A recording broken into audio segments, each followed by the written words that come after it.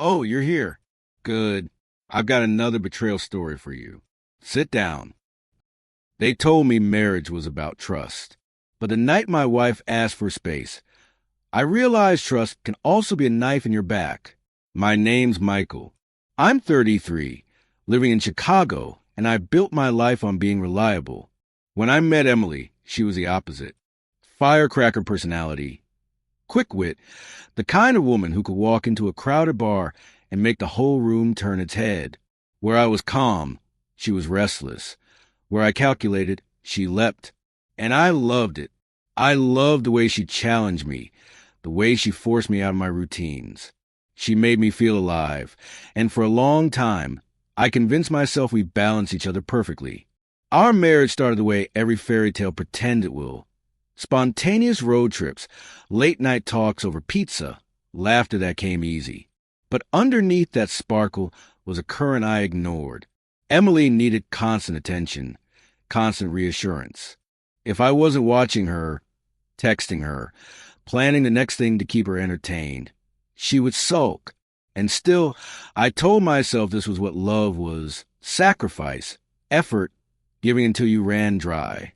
Then one evening, everything changed. I remember the flicker of candlelight in our living room, the way Emily sat on the edge of the couch with her shoulders hunched forward. Her mascara was already smudged before she spoke, and for a split second, I thought someone had died. She looked up at me with wide eyes and whispered, "Michael, I need space." My chest tightened. "What do you mean? Space?"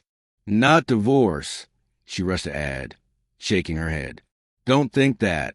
I feel suffocated. I need time to figure myself out. Time to breathe. Please, it's not you, it's me."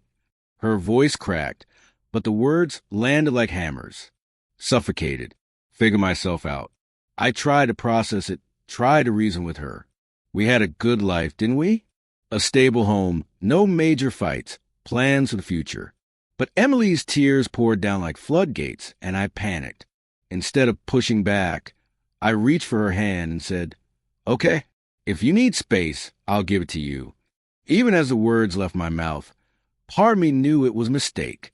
But I told myself this was just another test of loyalty, another storm to weather, that if I stayed steady, she'd come back. The next days blurred into hollow routines. Emily packed a few bags, kissed me softly at the door, and promised, "This isn't the end." And like a fool, I believed her.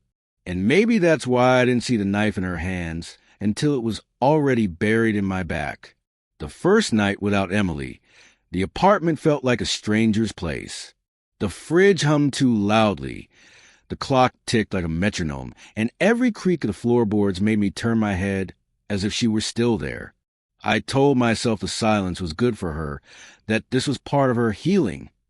But deep down, it felt like abandonment wrapped in a prettier word. I threw myself into work.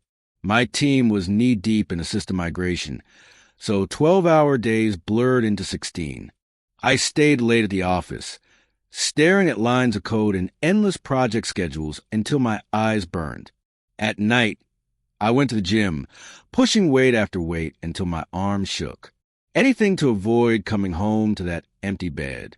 Still, reality crept in where distraction couldn't block it. The bills started piling up: rent, utilities, and car insurance. Emily had always been erratic with money, but she'd at least contributed. Now it was just me. I covered it all, telling myself it was temporary, that she'd be back soon to split the load again. My mom, Karen, wasn't buying it. One Sunday afternoon, she dropped by with a casserole like she had when I was a kid. We sat at the kitchen table, and she gave me that look only mothers can, half concern, half warning. "Michael," she said gently, "you need to think about what she's really doing. Women don't ask for space when they're in love. They talk, they argue, they fight for it. This sounds like an excuse." I forced a smile. "Mom, you don't understand Emily. She's just figuring herself out. She promised me it wasn't the end." Her lips pressed into a line. "I hope you're right. But I've seen this before. Space usually means someone else is already filling it." The words cut sharper than she intended. I brushed them off, but they lingered like a splinter under my skin. Ryan, my younger brother, was even less subtle. He called me late one night, his voice heavy with frustration. "Mike, she's playing you," he said flatly. "I don't care how long you've been together. If she wanted to fix things, she'd be here, not hiding behind some I need space crap." I clenched my jaw. "You don't know her like I do." "No," he shot back, "but I know you. You're the guy who bends until you break. And she knows it." I hung up before he could keep going. The truth was, I needed to believe Emily. If I admitted they were right, I'd have to face the possibility that I was the fool everyone thought I was. But even loyalty has cracks. And mine started widening when I paid closer attention. Emily called less and less.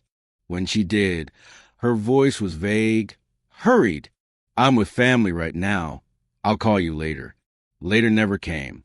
Once, she said she was staying with her sister, but when I texted to check in, hours went by with no reply. Then a single message. "Phone died. Everything's fine." Another night. I tried calling after work, and the call went straight to voicemail. No explanation, no apology, just silence. I told myself I was paranoid, that she was stressed, tired, or overwhelmed. But late at night, lying in bed staring at the ceiling, the doubt crept in. If she needed space to breathe, why did it feel like she was holding her breath every time she spoke to me? One evening, I caught myself sitting on the couch with the TV on mute, staring at the door, waiting for her to walk in. My own life felt suspended, like I wasn't living, just waiting. I hated that version of myself. The man who defended her while my family questioned me. The man who explained away every missed call, every vague excuse. But I didn't stop. I couldn't, because admitting what my gut was already screaming would mean my marriage, the life I thought I had, was nothing but a lie. So I covered the bills. I smiled when coworkers asked how Emily was. I lied through my teeth to my mom and brother, swearing everything was fine. But the silence in that apartment told me otherwise. And as much as I wanted to believe her, the cracks in my loyalty were spreading. Weeks slid by, each one slower than the last. The silence in my apartment had almost become normal, like white noise I couldn't escape. I kept telling myself Emily just needed more time, more air, more space. But the excuses were wearing thin, and my gut gnawed at me every night I lay my head down. Then came the night I couldn't ignore. It was past 10, the streets slick with rain, as I drove home from the office. My tie hung loose. My eyes burned from staring at a screen all day, and all I wanted was a hot shower in bed. But as I turned onto a familiar block, I caught sight of a car that made my chest seize. Emily's.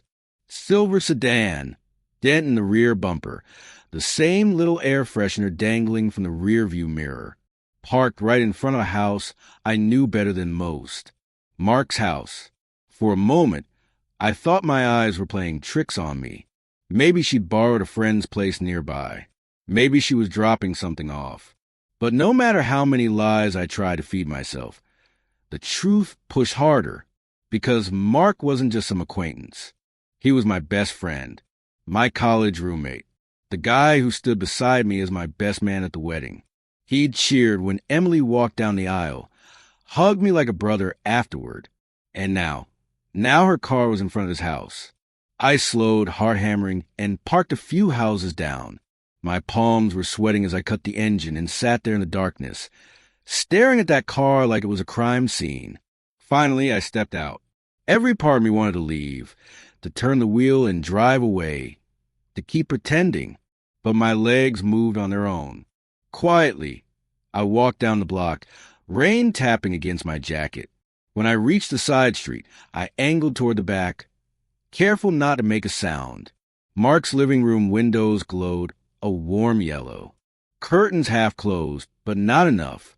I moved closer, my stomach tightening with every step. And then I saw them. Emily, my wife, curled on the couch, half-dressed. Mark, shirtless, his arm draped around her shoulders like it belonged there. They were laughing, easy and comfortable, like this had been going on for months. Her head tilted back against him, his lips grazing her temple. I froze, rain dripping from my hair, my heart pounding so loud I was sure they'd hear it. But they didn't. They were too wrapped up in each other, tangled in a betrayal so obvious it made me sick. I wanted to pound on the glass, to storm in and rip him away from her, demand answers, demand justice. But I didn't move. My fists clenched, nails digging into my palms, but my feet stayed planted. Because in that moment, I realized anger wouldn't fix it. Screaming wouldn't undo the month of lies. If I confronted them now, all I'd get were excuses, twisted words from her mouth, smug silence from his. And then I'd be the crazy husband who misunderstood. So I stood there, staring until my chest ached, until the bile in my throat burned, until I couldn't take another second. Then I turned and walked away. Every step back to my car felt heavier than the last. My shoes splashed in puddles, my breath came ragged, and my vision blurred with more than rain. The image was burned into me. Emily's smile, Mark's touch, their laughter. My wife, my best friend, the two people who were supposed to have my back, entwined in the cruelest joke of all. I climbed into my car, slammed the door shut, and gripped the wheel until my knuckles went white. But I didn't scream. I didn't cry. I just sat there in silence, the kind of silence that doesn't just fill a room. It fills your soul. That night, something in me broke. But something else began to form in the cracks. I drove home slowly, headlights reflecting off the wet streets, my mind looping the same thought over and over. They weren't just filling her space. They were filling each other, and I'd been left to rot in the emptiness they created. By the time I reached my apartment, the decision was made, not to forgive, not to forget, but to wait, to let the truth burn into me, to feed on the rage until it became something sharper, something cleaner. Confrontation would come, just not yet. 2 months passed, and in that time, I learned how to wear silence like armor. I buried my pain under long hours at the office, late nights at the gym, and weekends spent wandering the city just so I didn't have to be in that empty apartment. Emily and Mark stayed ghosts in my head, but the memory of them tangled together on his couch never left me. It replayed in loops, each one harder to swallow. Still, I said nothing. I let her absence speak louder than my accusations. Then, out of nowhere, she came back. It was a Sunday evening when I heard the key in the lock. For a split second, I thought I was dreaming. The door creaked open, and Emily walked in like she'd just stepped out for groceries. She looked radiant. Hair done, cheeks flushed, eyes sparkling as though the last 2 months had been some sort of retreat. "Michael," she said, smiling widely. "I've missed you." I just stared. Part of me wanted to scream, to throw the truth in her face. But I forced myself into calmness, keeping my expression steady. She unpacked a small bag, humming as she moved through the apartment. "I've been doing a lot of thinking," she said casually, as if we hadn't been strangers for weeks. I realized I just needed some time to find myself again. But I'm back now. We can move forward. I nodded slightly, the silence stretching between us. She mistook it for acceptance. That night, she cooked dinner, pasta, her specialty. We sat across from each other at the table like a normal couple. But nothing about it felt normal. Her smile was too practiced, her laughter too light. I waited for the moment she dropped the real reason for her sudden return. It came halfway through the meal. She set her fork down, eyes locked with mine, her hand reaching across the table. "Michael, I'm pregnant." The words hit like a hammer to the chest. My face stayed still, but inside, every nerve lit up. "Pregnant." She grinned, her voice trembling with excitement that sounded more rehearsed than genuine. "This is our chance. A fresh start. A family." I forced my lips into a faint smile, my heart pounding like a war drum.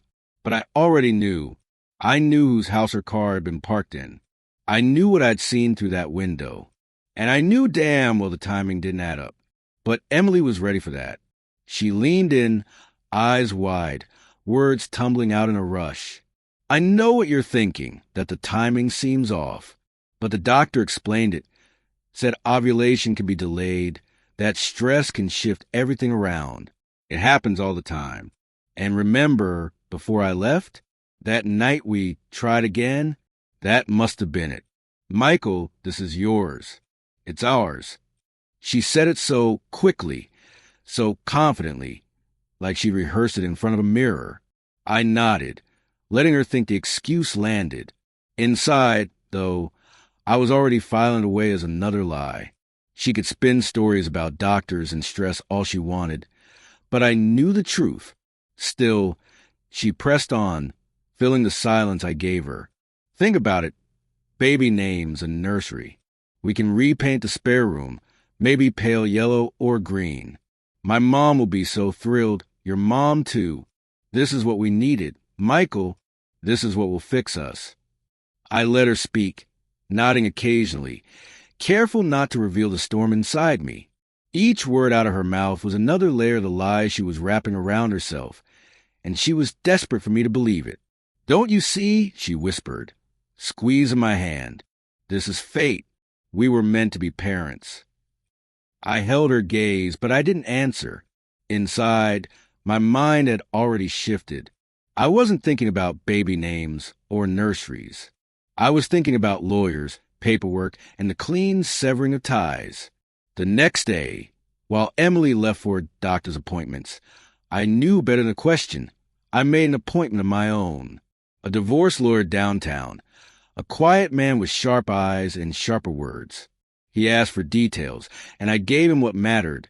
Finances, property, the timeline. I didn't mention the pregnancy. Didn't even tell him about Mark. Not yet. Those were mine to hold.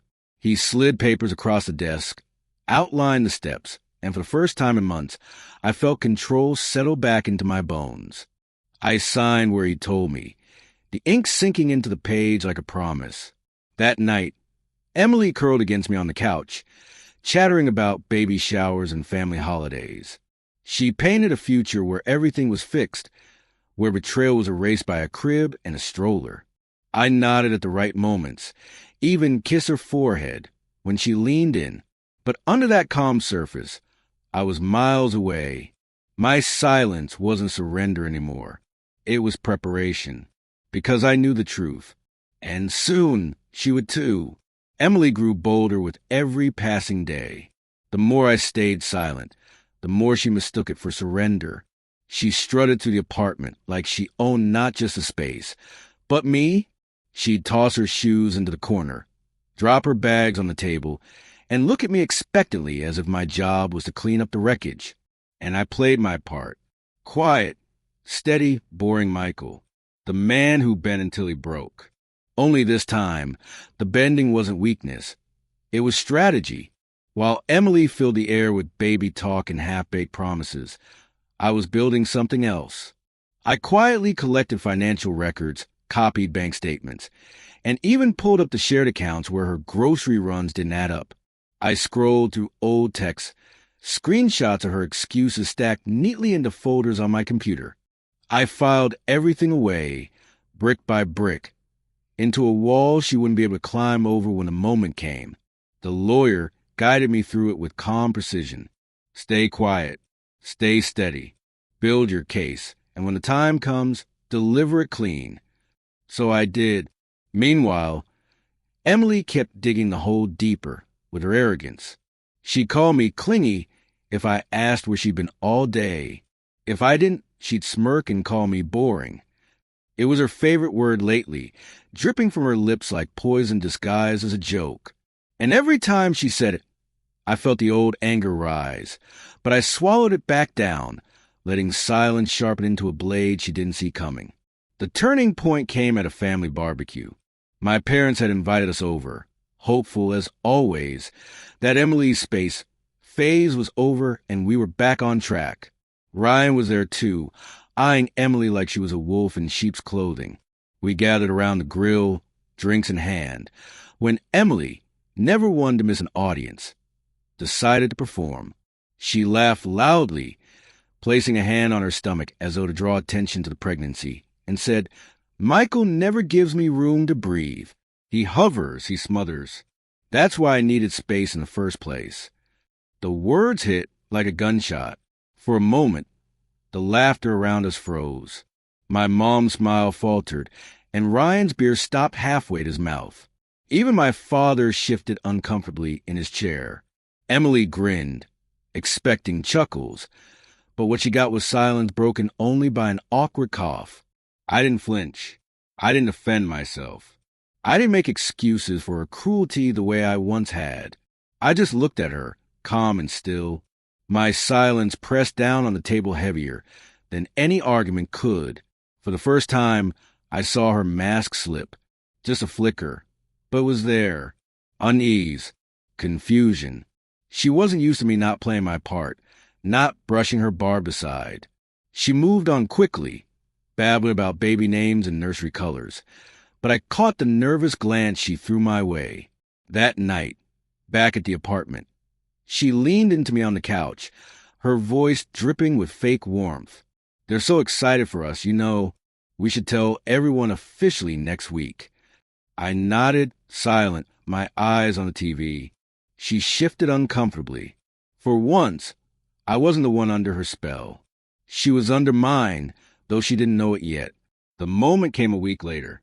A quiet evening, dinner plates on the table, her fork tapping against the edge as she chattered about baby showers, paint samples, how she wanted the crib by the window. She was glowing with the thrill of her performance, convinced she'd pull me back into her orbit. That's when I reached into my briefcase, pulled out the neatly stacked papers, and slid them across the table. Her smile faltered. "What's this?" I met her eyes, steady and calm. "Divorce." Her mouth opened, but no sound came. She blinked, laughed nervously. "Michael, stop. Don't joke like that." I didn't move. "I'm not joking." She picked up the first page, scanning it quickly, the color draining from her face. "Why?" I don't understand." I leaned back in my chair, folding my arms. "Because I saw you, Emily, at Mark's house, on his couch, half-dressed, laughing like none of this mattered. Don't insult me by pretending it didn't happen." The silence that followed was deafening. Her lips trembled.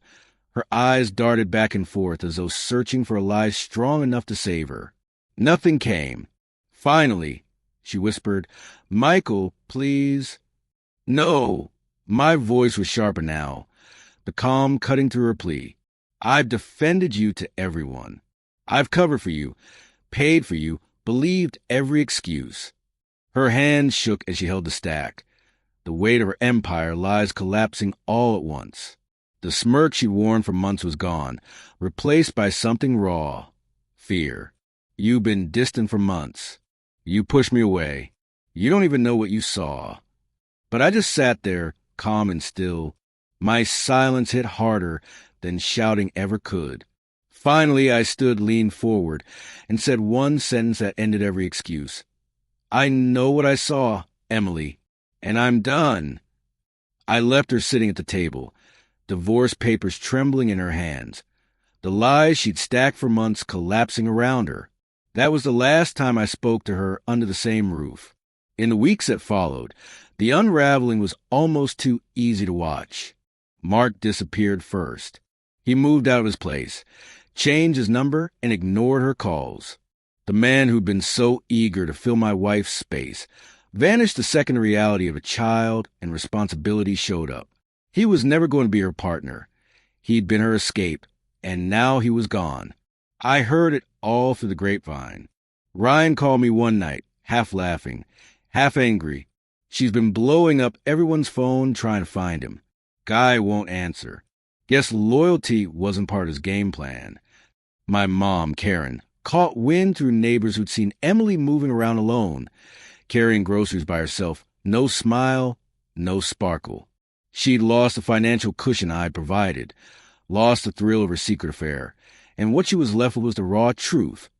Her world was cracking. And her reputation? That crumbled too. The same friend she bragged to now whispered behind her back. Everyone had seen how fast she tried to flaunt her space, and then how quickly she crawled back when the walls caved in. Meanwhile, I stayed quiet. I didn't gloat, didn't explain, didn't justify. I just kept moving forward. Work, family. My own life was rebuilt one quiet, steady step at a time. Then came the night she showed up at my parents' house. It was late, around 9 p.m., when I heard the knock. Mom opened the door first, and her gasp carried through the hallway. I walked in to see Emily standing on the porch, hair messy, eyes swollen from crying, clutching her stomach as if the bump itself could win her sympathy. "Michael, please," she choked out before I even spoke. "We need to talk." I didn't move. I just stood in the doorway, the warm glow of my parents' house behind me, the cold night air cutting between us. She reached out a trembling hand. "The baby, it needs a father. You know me better than anyone. I made mistakes, but we can fix this. We can start over." Her voice cracked, raw and desperate. Nothing like the confident woman who once told me she needed space. She was pleading now, begging for scraps of the loyalty she'd burned to ash. For a second, I almost pitied her, but then I remembered the couch, the laughter, the betrayal not just of me, but of our vows, of everything we'd built. I remembered the smirk at the barbecue, the lies over dinner, the way she thought she could twist the pregnancy into a leash around my neck. I took a breath, calm and steady. "You wanted space, Emily." I held her eyes, let the silence sink in. "Now you have it." Her lips trembled. "Michael, don't, please." But I didn't let her finish. I closed the door, slow and deliberate, until her figure disappeared behind the wood. Her muffled sobs lingered for a moment, then faded into the night. On the other side of the door, my mom stood beside me, eyes full of sympathy, but also relief. Ryan clapped a hand on my shoulder. No words were needed. For the first time in months, maybe years, I felt free. Emily wanted space. She filled it with betrayal. And in the end, I gave her all the space in the world. What about you? If your partner asked for space and you found out your best friend was the one filling it, what would you do? Do you think Michael was right to stay silent until the perfect moment? Drop your take in the comments. And if you're into more betrayal stories like this, hit subscribe and stick around.